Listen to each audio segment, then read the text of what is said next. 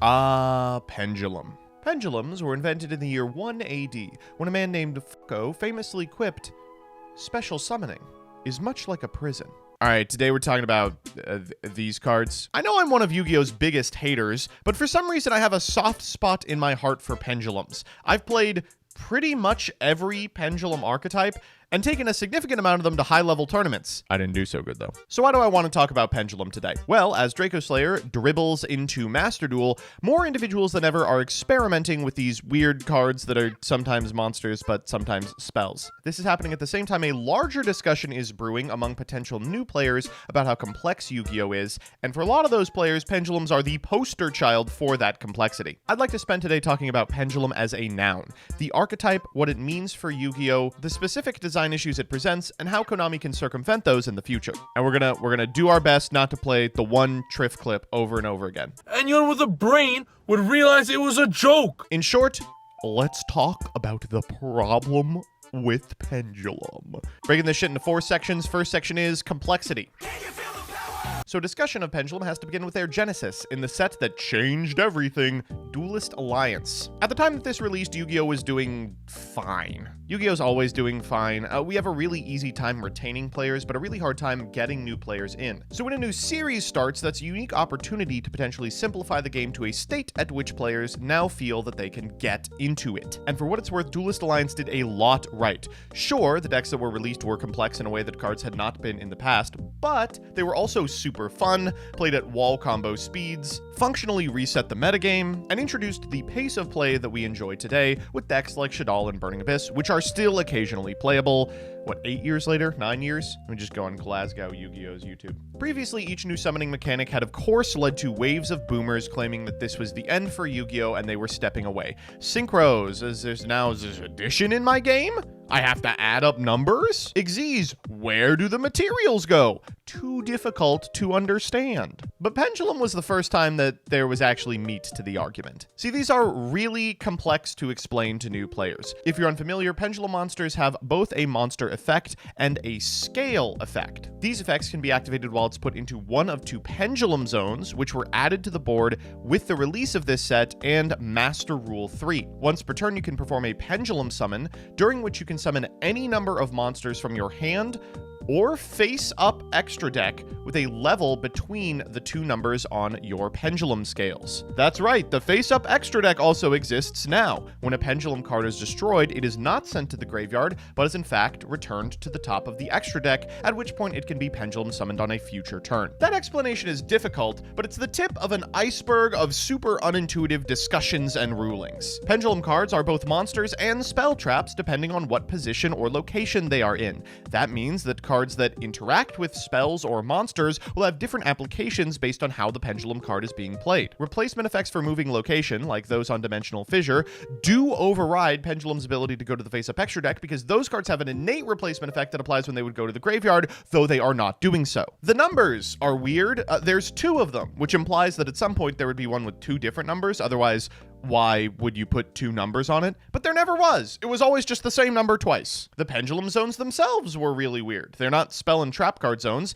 They're locations that you can put additional cards if your hand is too full. What's the point? Oh, and if you have a mat that existed before 2014, sorry, it doesn't work anymore. The most frustrating part of all of this is, despite this complexity, there was a ton of design space just sort of left on the cutting room floor.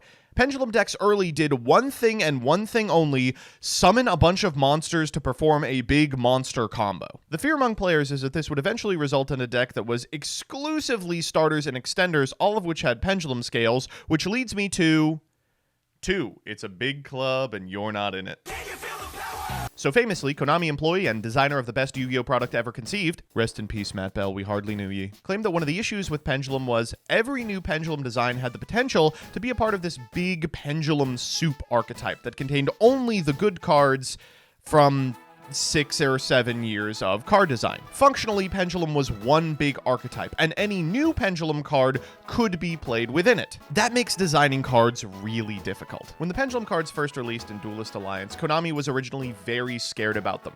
This can be seen with the Cleefort monsters. This first playable series of Pendulum monsters all have text on them that prevents you from special summoning anything but Cleeforts. You're not going to be accessing anything other than the monsters that this archetype contains. This was a type of effect that not only had never been seen before, it had not been designed around in previous sets. Because you could theoretically special summon any monster from your hand, a whole bunch of monsters that were balanced around needing to be tribute summoned suddenly weren't. The player base was scared about this too, and early attempts to break Pendulum mostly revolved around cheating out really powerful 1 or 2 tribute monsters. This fear would eventually be realized with a significant series of ARG format tops in which the Ignite monsters were used to Pendulum summon stuff like Jinzo. In the grand scheme of things, that's not particularly powerful, but you gotta understand this was at a time when Satellar Knight was a top deck. But you can't just print a Xenolock on every new piece of archetypal support forever. So eventually, Konami relented. By the time the first of Pendulum's Tier 0 formats manifested in Performapal Pendulum, there were almost no locks to speak of, and one of the most powerful things you could be doing was Pendulum summoning a bunch of 4-star monsters and overlaying for a Shockmaster. Or in America, Hope Harbinger? We were just made. It was just material. It was just, you could make anything. Eventually, this became the norm for Pendulum monsters. A Pendulum deck was one that set scales, Pendulum summoned out a bunch of monsters, and then made a bunch of powerful extra deck monsters that weren't necessarily intended to be made with the infinite number of material you could get for just performing a combo that put bodies on board. Metal Foes, Pendulum Magician, Endymion, all of these decks looked pretty similar if you squinted. Nowadays, there's one thing that Pendulum decks do. They perform a big-ass monster combo and then use the nigh infinite material that they've summoned as a result of their setup to make a bunch of generic extra deck monsters. The fears of Konami and the community have come to pass in the way that modern Pendulum decks operate. Oh, cool, you made Apollosa, Baron. Oh my god, you're setting up a Dagdaline. Oh! Be still my beating heart. After Pepe, there were a couple of historical outliers to this type of Pendulum gameplay, but they were bad for a different reason. Oh, in 2016 NAWCQ format, you could play Cleefort Demise, using the Pendulum scales as holding facilities so you could card of Demise turn 1 without having to pitch anything. Hooray. Which leads me to gameplay. This is 3, gameplay. Not only is playing against Pendulum an insomnia cure, playing with Pendulum often feels really bad too. Because performing a Pendulum summon requires you to have both a low scale and a high scale, you kind of have to kajigger your deck in such a way that you are almost always going to be drawing one apiece. Sure, some decks are more consistent than others and have the ability to, through one card, set up both ends of a scale with something like a Pendulum Call, but even then it behooves you to have as many monsters in hand as possible to perform your long-ass combo board you saw in a YouTube video. As a result, you often don't have too much space for non-engine cards. Like, you're not going to be able to Pendulum summon out an Abiru or a Drolan Lockbird, and Book of Moon is just a card that could have been a monster for your big, silly combo. So as a result, even if you are piloting Pendulum, frequently, you're just staring at your opponent waiting for them to finish their combo and hoping your hand can include enough gas to beat through it. Post-board, this becomes a huge liability because going first, there's a ton of cards that just read win the game against Pendulums.